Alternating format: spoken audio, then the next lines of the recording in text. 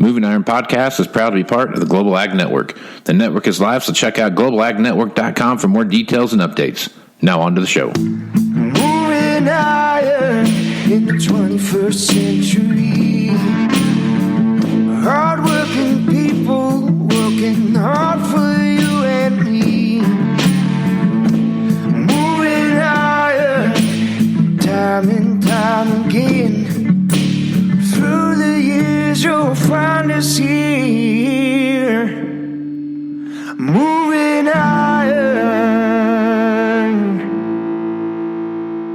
Hello and welcome to Moving Iron Podcast Tax Moves with Glen Birnbaum. Glen, how you doing today, bud?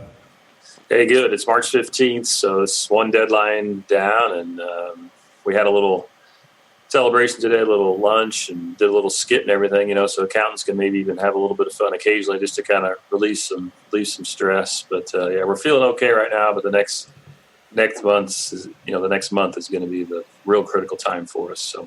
Right. Yeah, between now and the 15th of April, I'm sure you're plenty busy. You got plenty of stuff going on. Yep, never a dull moment. So, yeah. Never a dull moment in the accountant's office this time of the year, right? Right on. All right, man. So we were talking beforehand. We got started, and you said there's a deadline that's up today, and having to do with S Corp and some other stuff. So talk about that a little bit and how that's going to affect stuff. So yeah, March 15th, and this has changed in the last few years, but basically now an S corporation or a partnership, the federal return is due March 15th. Okay, now.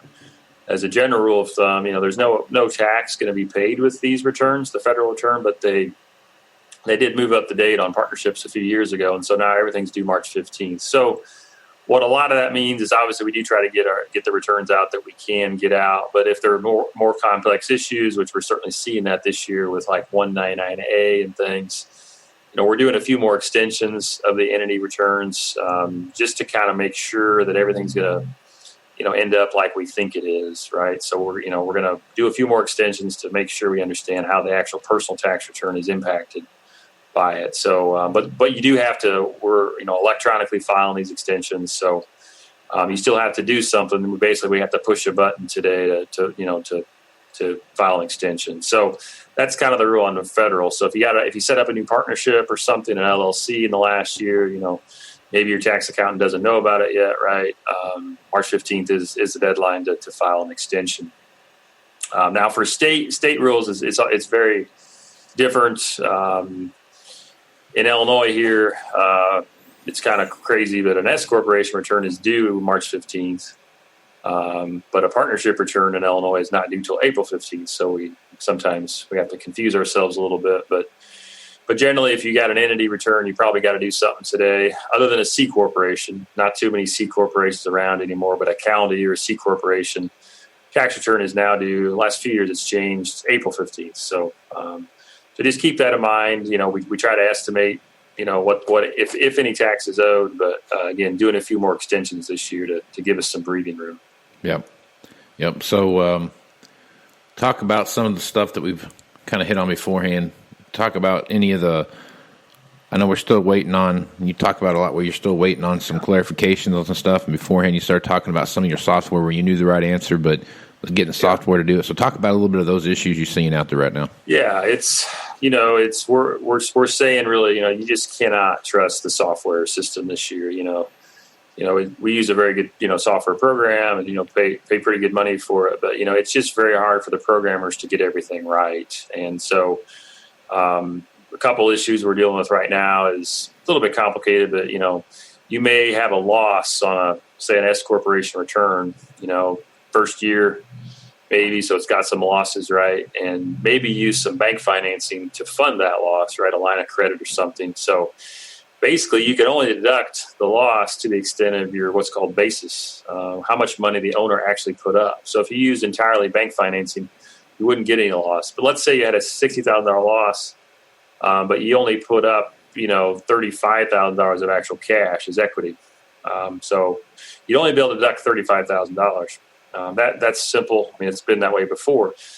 But the challenge with our software right now is it's not handling the extra carryover correctly. So what it's doing is saying, okay, you had a $60,000 loss in total, and it's trying to say, this gets a little strange, but let's say you've got other income out there, right? You've got some other K1 from some other business, right?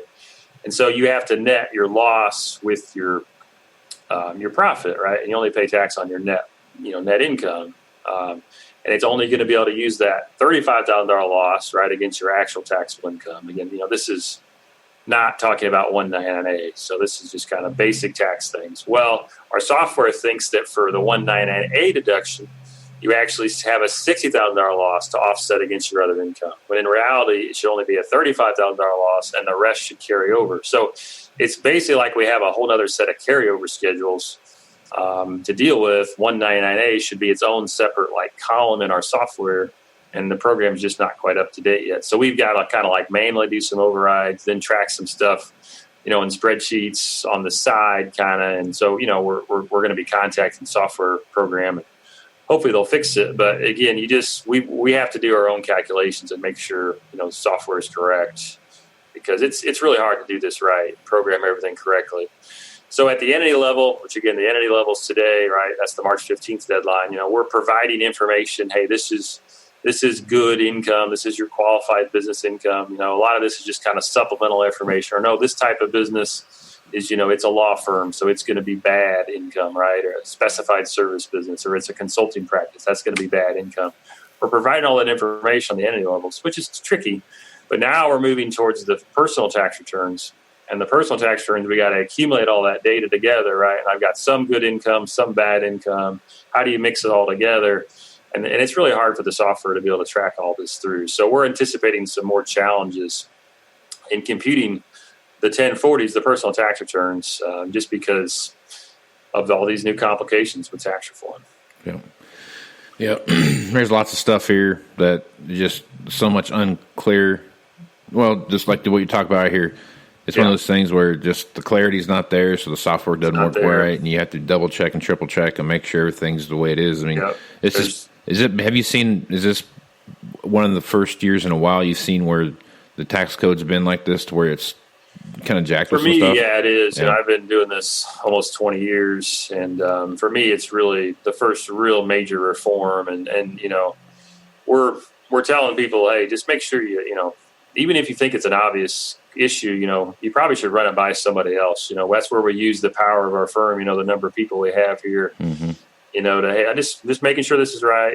We don't even necessarily mention any names, right? Client names. It's just, hey, I've got this situation. Am I thinking of this right? Because, it's so easy to get bogged down in the details. And is maybe the software is doing it right, but you're just trying to make sure. So, yeah, we're encouraging a lot of communication. The neat thing, Casey, is, we've got people at our firm, been doing this 40 plus years, right? So I've been maybe half that, 40 plus years, and they're having to learn new things, right? And they're not sure either, right? So I think it helps, hey, everyone's learning, right? We're all kind of starting over, and so it's kind of a neat thing to see people grow. And it's a good angle. I hadn't thought of that, right? This is a way I'm going to save my clients some money. So it's been pretty neat. So we're definitely doing a lot more communicating and talking because we have to. Well, absolutely. Check ourselves. Absolutely.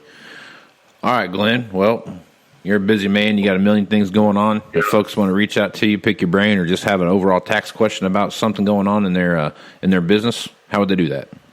Yeah, it's best to call us here at the firm, Heinold Banworks, 309-694-4251 is our phone number. We'd be happy to talk to anyone, or if you got some idea, we're all ears. You can also look me up on Twitter. My handle is @Glen Birnbaum. All right. Make sure you guys go out and follow Glenn. I'm sure there'll be a lot of folks chiming in on this one, other accounts, stuff like that. So make sure you go out and follow Glenn there on Twitter. And Glenn, till next week, have a good one. We'll catch you up then.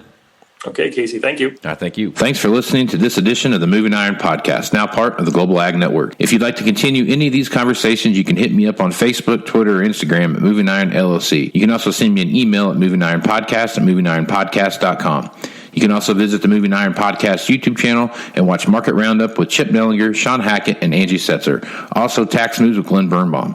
Please visit movingironllc.com. Here you can find information, details, and updates for the 2019 Moving Iron Summit in Nashville, Tennessee. If you'd like to support the podcast, you can leave a review and subscribe at iTunes, Google Play, Stitcher Radio, TuneIn Radio, SoundCloud, and globalagnetwork.com.